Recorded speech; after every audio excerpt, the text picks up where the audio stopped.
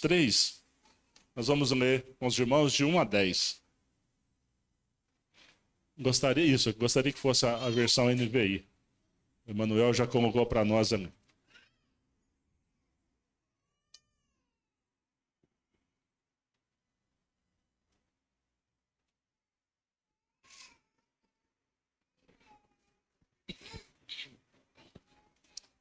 Amém? Todos acharam? Atos 3, de 1 a 10. Quero ler com os irmãos. Certo dia, Pedro e João estavam subindo ao templo na hora da oração, às 3 horas da tarde. Um aleijado de nascença estava sendo levado para a porta do templo, chamado Formosa. Ali era colocado todos os dias para pedir esmola aos que entravam no templo. Ao ver que Pedro e João iam entrar no pátio do templo, pediam-lhes esmola. Pedro e João olharam para ele e, então Pedro disse: olhem para nós. O homem olhou com atenção para eles, esperando receber alguma coisa. Pedro disse: eu não tenho prata nem ouro, mas o que tenho dou a você. Em nome de Jesus Cristo, o Nazareno, ande. Segurando pela mão direita, ajudou a levantar-se. Imediatamente os pés e os tornozelos do homem ficaram firmes. E de um salto pôs-se em pé e começou a andar. E depois entrou com eles no pátio do templo, andando, saltando e louvando a Deus. Quando todo o povo viu andar e louvar a Deus, reconheceu que ele era o mesmo homem que costumava mendigar, sentado à porta do templo, chamada Formosa. Todos ficaram perplexos e muitos admirados com o que tinha acontecido. Até aí, tá certo? Irmãos, é um texto conhecido da igreja. Eu fico feliz quando eu estou aqui com vocês, porque fica mais fácil, né? Você lembrar da história, você que já é como diz o pastor, já é um aluno da IBD, já é um frequentador, já é uma pessoa tem uma longa história na caminhada cristã, ou então que você está começando agora. Mas o livro de Atos, então, é importantíssimo para a realidade da igreja atual.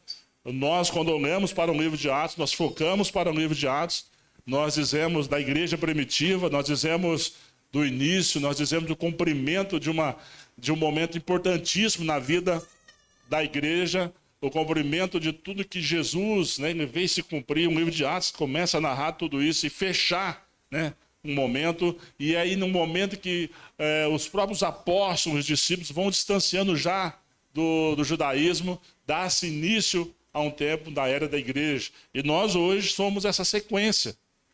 Então, os irmãos dessa manhã e você, nós temos que dar atenção redobrada a essa sequência, a ser igreja, o que é a igreja, então, até o tema nessa manhã, o que a igreja pode oferecer hoje, atualmente.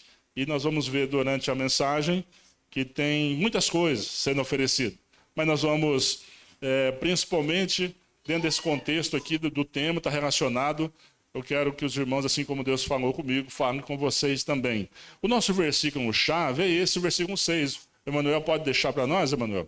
Quando Pedro, então, ele vai dizer do ouro, ele vai dizer da prata, ele vai dizer de um momento bem singular na vida dele, porque agora ele tem essa missão, ele tem esse compromisso com o próprio Senhor e com os próprios apóstolos, com os próprios discípulos. Então, ele vai dizer que aquilo que ele tinha, que era mais importante do que o ouro, que era mais importante do que a prata, o que ele tinha, através da fé dele, de todo o seu envolvimento com o Senhor Jesus, ele teve a ousadia, a coragem, a determinação de falar: eu não tenho, mas o que eu tenho eu te dou. Você vai levantar agora, pegou pela mão e você vai andar.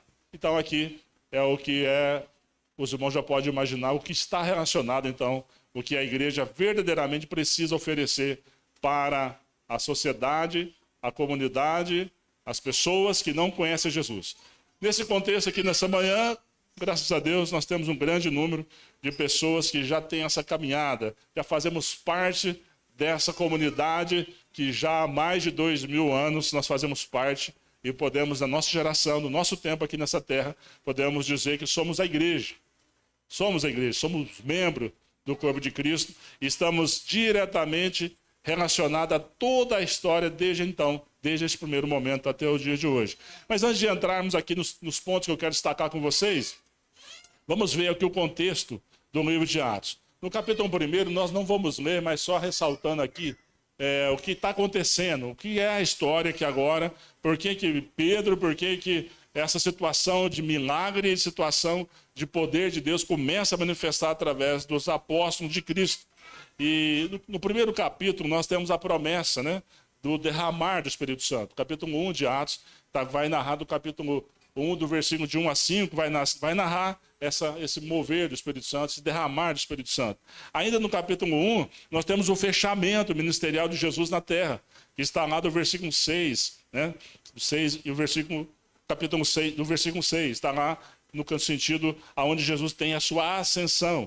E depois também nós temos uma afirmação escatológica no mesmo capítulo, quando Jesus ele fala no versículo 11 do capítulo 1, que ele retornaria. O próprio Senhor Jesus não. Os anjos que vêm e informam aos apóstolos, vocês estão olhando para cima, mas da mesma forma que vocês viram Jesus, ele vai voltar. Também é uma questão escatológica, que está acontecendo ali, uma afirmação da volta dele, né? E aí também nós temos no próprio capítulo 1, do versículo de 12 a 26, nós vamos ver a escolha de um novo apóstolo, né? Por causa de Judas tinha se perdido.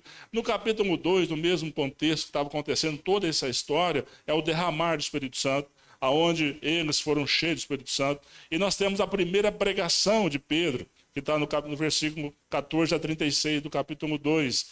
E nós temos conversões. Já na primeira pregação, na primeira mensagem de Pedro, cheio do Espírito Santo, tem lá do versículo 37 a 41 do capítulo 2, mais praticamente quase 3.000 pessoas se convertem já na primeira pregação e já na ação do Espírito Santo na vida dos apóstolos, em especial na vida de Pedro.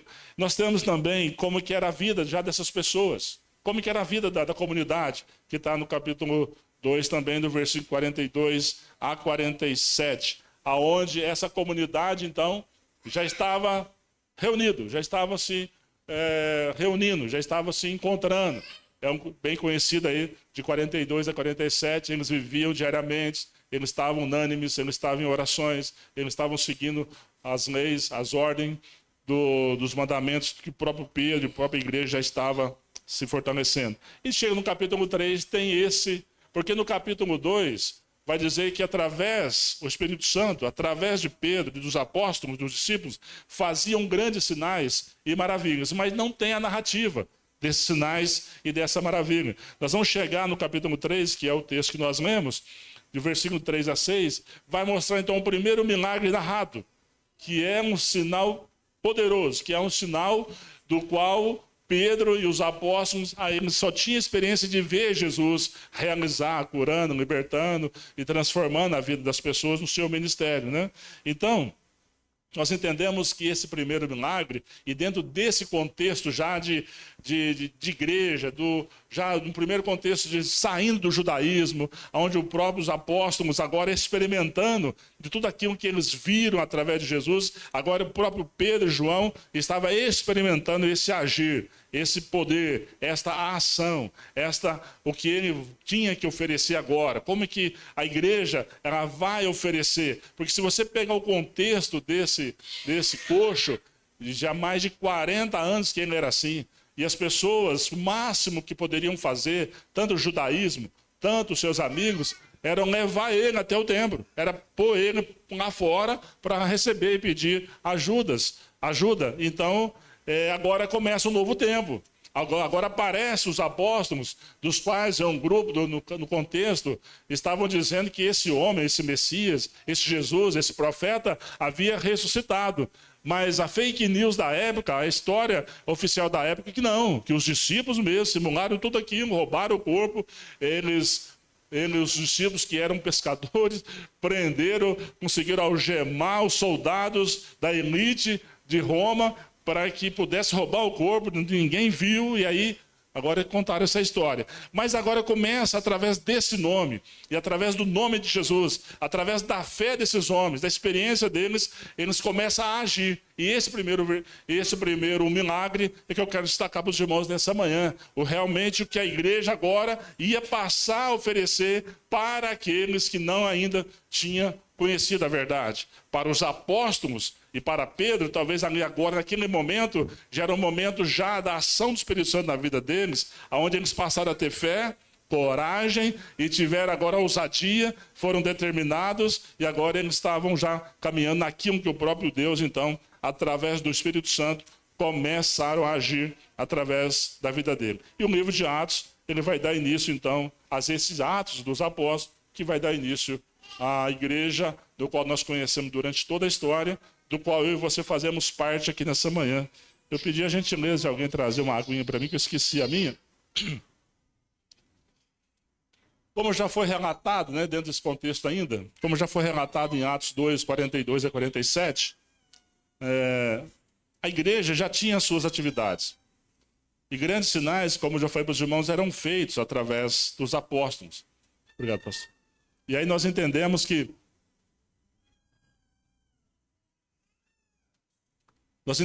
esse cenário agora, já do contexto que nós vimos aqui, todo o cumprimento, toda a ação de Jesus, todo o treinamento que Jesus dá aos apóstolos, e principalmente agora o derramar, o fruir, o mover do Espírito Santo na vida deles, a ação, vamos dizer assim, do Espírito Santo na vida deles. Então esse é o primeiro sinal para trazer um impacto, para marcar um momento da igreja, para marcar uma tônica, né, que vai agora sucessivamente acontecer no primeiro século da igreja e vários outros momentos da história, tanto recente agora. Esta ação começa, essa ação continua, então, da mesma fé. A mesma fé que Pedro e João, a mesma autoridade, a mesma iniciativa de oferecer não só uma bênção, um milagre na vida desse homem, esse coxo, ele agora também tinha a oportunidade de ter um encontro, de ver, porque ele vai perguntar, logicamente, para Pedro e João, quem é esse Jesus? Ou talvez ele provavelmente já poderia saber quem era Jesus, mas agora ele foi o alvo, e agora ele foi impactado, agora ele está saltando, agora ele está cantando, agora ele está dizendo que ele foi liberto, foi salvo, foi curado. Eu fui liberto pelo próprio Senhor Jesus, embora ele não está aqui presente mais, mas os homens de fé, os apóstolos, que agora vai agir no nome dele, vai oferecer a mesma forma, o mesmo poder para transformar, para mudar e para trazer um milagre quando necessário, para trazer a salvação sempre necessária para aqueles que ainda não tiveram esse encontro. E nessa manhã, eu e você, nós podemos analisar, e são muitos, são milhares, são milhões de pessoas ainda que precisam dessa influência minha, dessa influência da igreja, dessa influência sua, é o que nós vamos ver, que vai nos chamar a atenção aqui nessa manhã, tá certo? Então esse milagre é algo que foi muito evidente, não tinha como os fariseus, os judeus e as pessoas negarem, porque era uma pessoa conhecida, e desde o seu nascimento, diariamente ele estava ali, então não tem como negar. Então ele tinha, né, no capítulo 4, Emanuel, no versículo 22, vai dizer a sua idade, só para registrar aqui para os irmãos. Então foi algo impactante, foi um sinal para impactar, como eu disse, para marcar. E vai dizer aí que, pois o homem que fora curado, milagrosamente, tinha mais de 40 anos de idade. Então, não tem como negar. Não tem como criar uma narrativa diferente.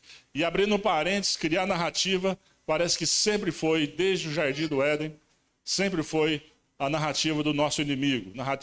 De criar histórias, de vender narrativas, de vender a história, de vender o conteúdo, de usurpar do que é a verdade, transformar a verdade em mentiras. Vem longe, não é atual agora não, mas aqui não tinham como negar a evidência, o agir de Deus. E agindo Deus, ninguém pode impedir. Esse agir, esse poder de Deus, que através do Espírito Santo, na vida dos apóstolos, então agora é evidente. E marcou, e a história vai mostrar isso, está sempre na história da igreja, e agora nós vamos precisarmos, nessa manhã, dessa atenção realmente para o nosso contexto. Igreja brasileira, igreja local, sua vida, seu ministério, seu chamado, o que nós realmente estamos oferecendo. O que nós estamos oferecendo. Na verdade, que a partir desse momento da era da igreja, A narrativa do livro de Atos vai mostrar a ação, vai mostrar a ação do Espírito Santo, vai mostrar o poder de Deus e vai mostrar que Jesus é o cabeça da igreja e vai consolidar já um momento já na igreja muito difícil, de perseguição, de lutas. Você vai ver que depois, se você pode chegar em casa hoje, ler aí os primeiros capítulos de Atos, você vai ver poderoso, sinais, ação, a fé, a unidade da igreja, mas você vai ver também a batalha, você vai ver também o inimigo se levantando, você vai ver pessoas se levantando, você vai ver os invejosos, os fariseus, os doutores da lei se levantando, mas aqui eles têm a própria ação de Deus. A própria ação, porque o Espírito Santo agora ele sobre a sua plenitude, ele está sendo derramado e está gerando na vida dos apóstolos, dos discípulos, esses que já passaram, esses que converteram já na primeira mensagem, eles receberam também a ação do Espírito Santo na vida deles, tá certo? Então nós entendemos que na história podem ter várias narrativas, mas não tem como mudar a palavra. Passarão os céus, passarão a terra, mas a palavra de Deus ela vai permanecer. Então a igreja ela veio firme, ela veio constante, a igreja ela veio oferecendo, por mais que chegou em gerações, por mais que chegou tempo, por mais que chegou as táticas do inimigo tentando destruir a igreja, mas em momento algum, por mais que a igreja, nós sentimos que a igreja foi muito ameaçada antes da reforma, onde se dizia que era igreja, mas tanta heresia, tantas mentiras, tantos interesses, tantas corrupções, mas Deus ele sempre vai ser favorável à sua igreja. A igreja é uma igreja que está sempre em batalhas, mas é uma igreja vencedora. Nós não vamos discutir com as pessoas se Jesus é o vencedor. Nós, para isso, está muito bem definido para nós. Não há um debate entre nós se realmente é o que Jesus que fez e está fazendo é o certo, é o correto. Nós não temos mais essa preocupação. Então, eu e você fazemos parte dessa história. E somos membros desse corpo. Nós somos a igreja. Conforme nesse primeiro ponto, a pergunta que é, o que nós hoje temos oferecido? O que a igreja atual e moderna está oferecendo? Se nós olharmos dentro de dois contextos, tem aquele grupo, tem grupos que se chamam, ou eles mesmos se autodenominam cristãos, tem grupos hoje que estão usando a própria palavra, tem pessoas hoje que têm um conhecimento teológico, e eu cheguei numa conclusão: a teologia é importantíssima, mas é uma ferramenta, uma grande ferramenta, mas o chamado que Deus tem, o levantar de Deus para a sua vida, para o seu ministério, a sua intimidade com Deus, tudo isso que Deus vai fazer através da sua vida e da sua igreja, conhecimento é importante, teologia é importante, mas a ação de Deus na sua vida é o que é mais importante. Logicamente que você deve se preparar, não é nesse ponto que eu estou dizendo. Mas vamos analisar algumas coisas. Talvez eu marquei algumas coisas aqui, mas você, durante agora essa análise dos grupos hoje que estão atuando, dizendo que a igreja, dizendo ser igreja, o que eles realmente estão oferecendo. O que está sendo oferecido. O que esses grupos que se acham que é representante de Deus, que são representantes, alguns grupos vão afirmar que eles são os exclusivos, eles que têm a chave, eles que são o dono da verdade, eles que ninguém já não tem outro grupo. Então hoje, o que está sendo oferecido? Bênção, prosperidade, sucesso, fama, riquezas e uma preocupação demasiada com coisas terrenas, tá certo? Quantas mensagens, quantas pessoas que você vê hoje e pós-pandemia, então, algo muito grande alastrou. Existem tantas pessoas pregando, ensinando, mostrando, apontando, dizendo ser igreja. É a igreja com costumes, com os ritos e com os mandamentos que não tem base. Não tem fundamento, mas estão dizendo, estão confundindo a muitos, estão iludindo a muitos, estão levando pessoas a ficar com uma preocupação demasiadamente com as coisas terrenas, ensinos heréticos, grupos que se ajuntam, se dizem que são seguidores de Cristo, mas nunca viu, nunca presenciou, nunca viu o agir de Deus. E aí, se você for olhar para a indicação de quem era um apóstolo, tantas mensagens que hoje nós estamos vendo, tantos apóstolos hoje, que não tem como afirmar que é um apóstolo, porque havia toda uma história, havia toda uma forma de dizer que é apóstolo. Nós somos discípulos. Os discípulos são seguidores de Cristo. Mas nós vamos ver então que há uma mudança na pregação do evangelho. Mas sempre foi uma tática do adversário, sempre foi algo que o nosso inimigo, ele tenta, e ele tentou, está tentando, de uma forma torcer a verdade, de mostrar esse evangelho, de mostrar o evangelho fraco, um evangelho que não tem base, um evangelho que eu chego aqui, eu vou fechar a Bíblia, eu vou fechar tudo aqui, eu vou falar do que eu penso, como diz o nosso pastor aqui, e vou tirar de trás da minha orelha aqui agora, e vou falar que é algo que está na Bíblia, se não tiver também pode pôr, que é bom, não é isso? É legal, é um ditado, é alguém que falou, alguém importante, é o presidente, é alguém importante de algumas religiões que estão ensinando, tá certo? Esse evangelho, então, ele não traz mudança. Ele não traz arrependimento. Ele não muda, ele não transforma. Esse evangelho de fé na fé, que vai te ajudar, somente que vai te dar uma força para você fortalecer em Deus. E tem evangelho ainda sendo ensinado só o amor de Deus. Que no final, o próprio Deus, ele é amor, ele não vai condenar, ele não vai castigar. Essa história de inferno é os crentes aí que inventaram isso. Isso aí não tem como Deus ser amor e condenar. E aí, se você fizer um exercício aqui nessa manhã, relembra quantos ensinamentos. O que é a igreja, chamada igreja? Um grupo, não é a nossa igreja, não é a igreja de Cristo, mas um grupo chamado. Esses grupos que estão sendo heréticos, não tem base, não tem fundamento. Então, se qualquer um dos nossos alunos aqui do infantil, vai perceber as heresias que estão ensinando. Tantas heresias, tantas pregações, tantas mensagens, dos quais não tem fundamento, não tem base, não se sustentam, mas infelizmente estão enganando a muitos, tá certo? Eles determinam, eles colocam Deus na parede, eles se diz representante de Deus, eles se diz que a prosperidade, eles não estão ensinando a eternidade, eles não estão ensinando os céus, eles não estão ensinando também a justiça de Deus. Só pregam amor, só pregam que Deus é bom, só pregam que Deus é esse Deus que vai no final perdoar todos. Mas sabemos biblicamente que não é assim. Tá certo? Mas o segundo grupo.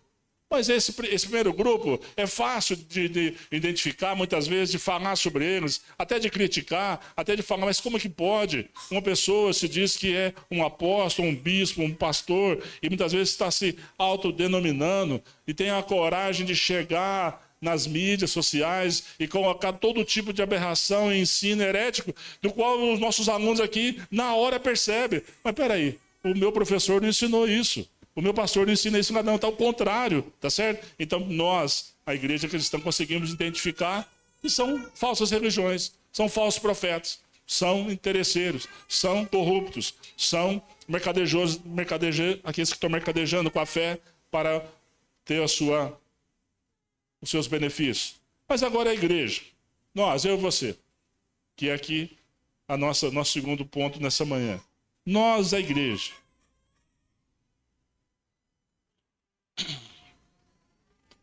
Pensa comigo agora, nós, a igreja agora, atual, a igreja aqui, nessa manhã.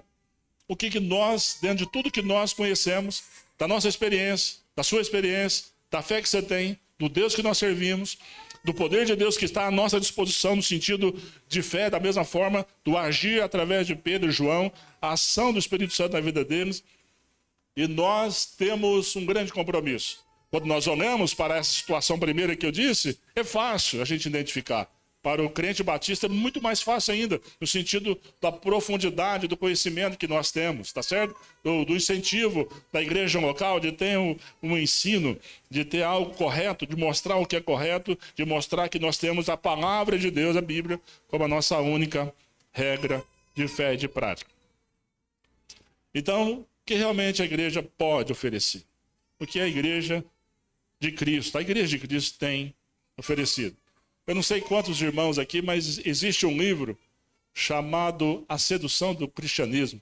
Não sei se o pastor, alguém já ouviu falar esse tema, mas ele diz, lá no começo dos anos 2000, que a igreja estava sendo oferecida para essa igreja, a igreja de Cristo, oferecida a riqueza, oferecido prosperidade, oferecido poder econômico, oferecido poder para que essa igreja agora se fortalecesse, engordasse, se tornasse uma igreja forte, uma igreja no sentido poderosa, uma igreja poderosa. E esse autor vai dizer que que a sedução, o cristianismo foi levado a assumir poder político, assumir poder de lei, assumir poder. Recentemente no Brasil começou a acontecer isso, né? Até essa semana eu vi um que bateu continência e falou assim: eu sou a igreja bolsonarista. Então, não sei se vocês viram, eu fiquei em choque, acabou com tudo para mim. E aí já misturou tudo. E ele reclamando da igreja dele, que não estava sendo fiel. Mas ele falou: não, igreja, nós somos a igreja bolsonarista. Mas aí na igreja local, então, nós temos a convicção. Nós somos a igreja local, somos parte do corpo de Cristo. Nesse século, agora, mais de 2000 anos, nós vamos continuar. Continuamos e nos esforçamos porque entendemos isso. Uma vez que nós já entendemos isso, e analisando a igreja agora nessa manhã, a própria igreja de Cristo, o corpo de Cristo, sem apontar as falsas, as heresias, mas para nós, que também temos lutas, batalhas, mas nós buscamos realmente andar nesse caminho, observar a palavra, essa é a nossa luta diária e constante, tá certo? Entendemos então que nós somos a resposta de Deus para as pessoas, para a nação e para o mundo. Você se vê assim, nesse cenário atual? Você sendo resposta, eu sendo resposta para o meu vizinho, para o meu familiar, para o seu amigo, para o professor da sua faculdade. E é essa influência que eu quero chamar a atenção.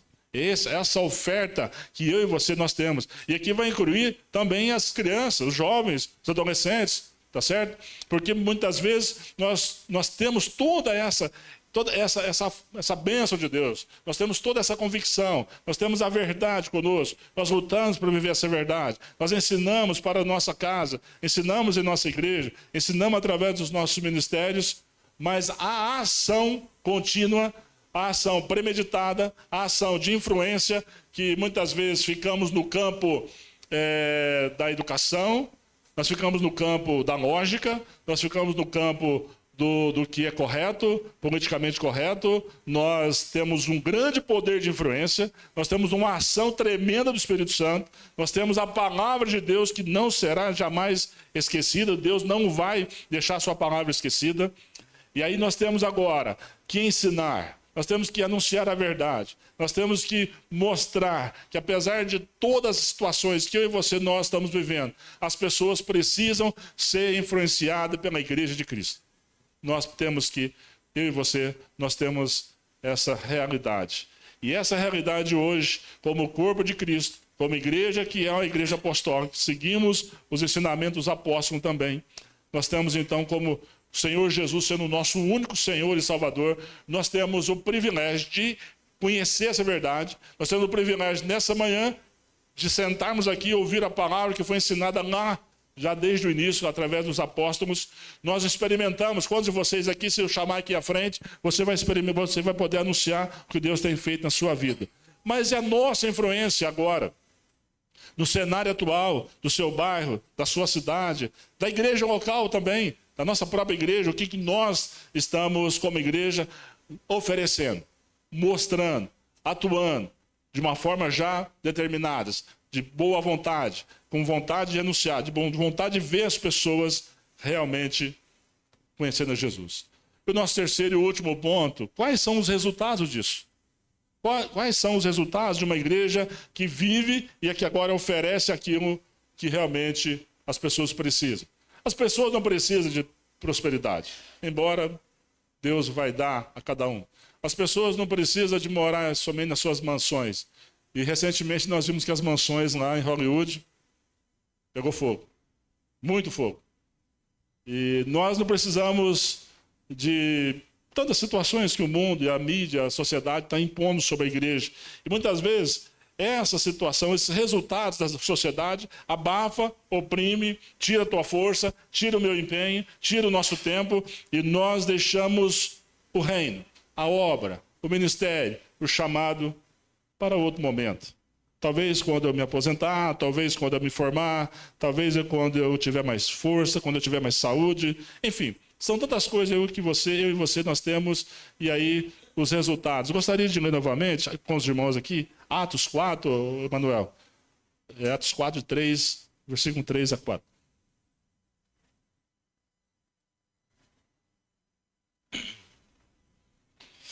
Eles agarraram Pedro e João e, como já anoitecia, os colocaram na prisão até o dia seguinte. Muitos, porém, dos que ouviram a mensagem creram, chegando a quase 5.000 o número dos homens que creram.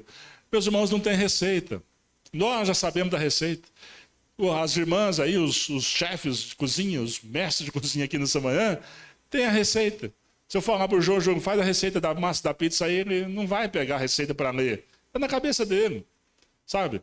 Então nós temos essa algo a oferecer que é muito grande para as pessoas.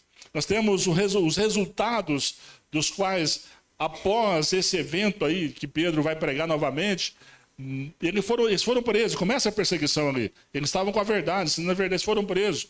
Mas acrescentou, houve um acréscimo, houve um resultado, houve algo espetacular acontecendo. Então, nós precisamos, os irmãos que trabalham em empresa e os estudantes, até nós, estamos acostumados muito a falar de uma coisa chamada zona de conforto. Eu não sei você essa semana, mas lá na África foram encontrados mais de 70 corpos. Quem viu? Foram todos decapitados por um grupo filiado ao ISIS, que é o Estado Islâmico. Talvez a gente precise checar mais essas informações, mas sabemos que está acontecendo.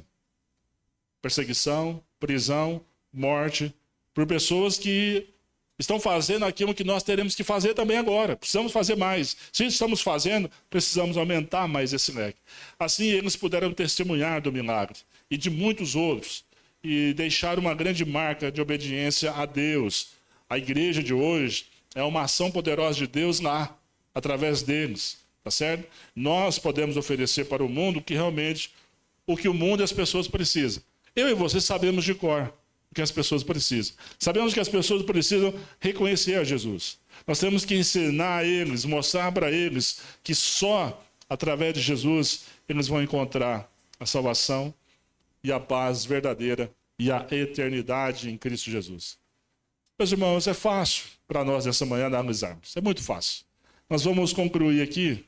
Cadê o João Negrão? O João não está aí, falhou. Falhou.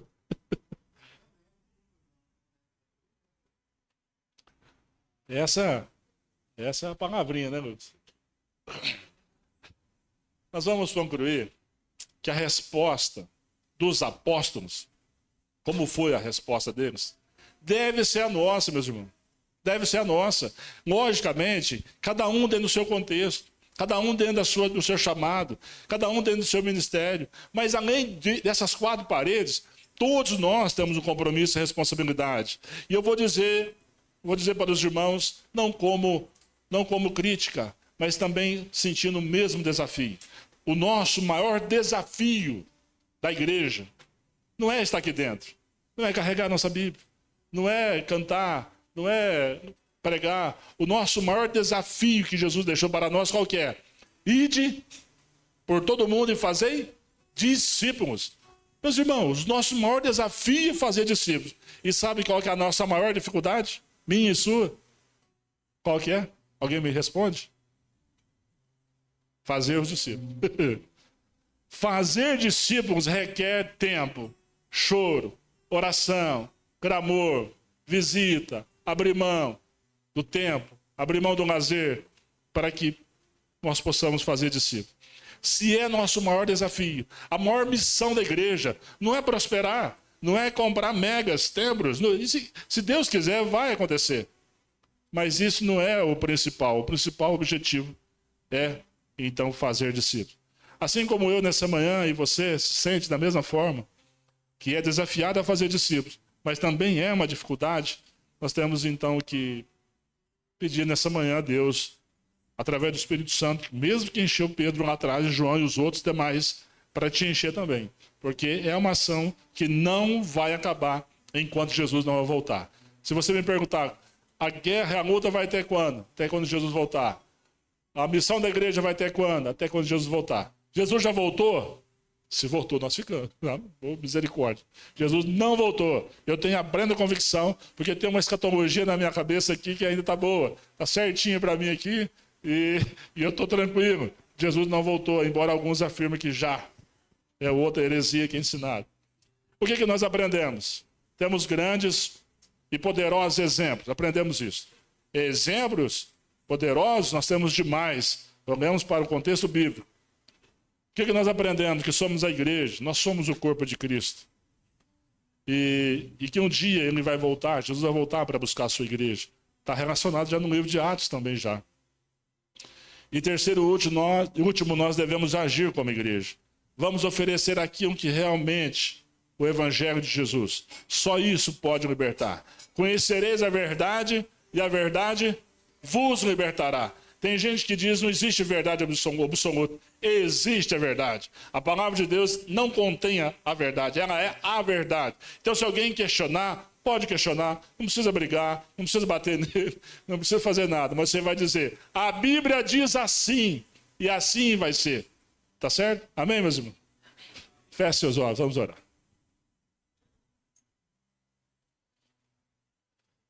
Santo Deus e Pai, é com temor, ó Pai, e é com tremor, ó Pai, que eu faço essa oração. A caminhada, a jornada, muitas vezes nós acostumamos, nós adaptamos, nós acomodamos. Falo de mim, espero que a igreja também nessa manhã nós possamos reconhecer que a grande ordenança de Jesus, fazer discípulo. Assim como eu, Deus, pretendo, e nessa manhã que o Espírito Santo fala do meu coração, mais ainda é o coração dos meus irmãos, para que possamos vencer essa barreira. Nosso adversário sabe disso. O mundo espiritual sabe disso. Que quando a igreja agir, quando a igreja tiver o seu principal objetivo, atuando e ganhando e fazendo discípulos, então nós teremos cumprido a nossa missão. Pai, muito obrigado pela oportunidade de ouvir a sua palavra, de nessa manhã compartilhar a sua palavra. A igreja, as crianças, os jovens, os adolescentes, os líderes, os visitantes, os amigos aqui nessa manhã. Nós temos um grande privilégio, que nessa manhã ouvimos a sua palavra. Abençoa, meu Deus, levanta, traga, meu Pai, esse sentimento de que pertencemos a Cristo, somos de Cristo, somos da verdade, temos a verdade e vamos viver essa verdade e compartilhar e levar essa verdade a muitos que estão em nossa volta. Nós pedimos, oramos em nome de Jesus. Amém. Pastor Paulo.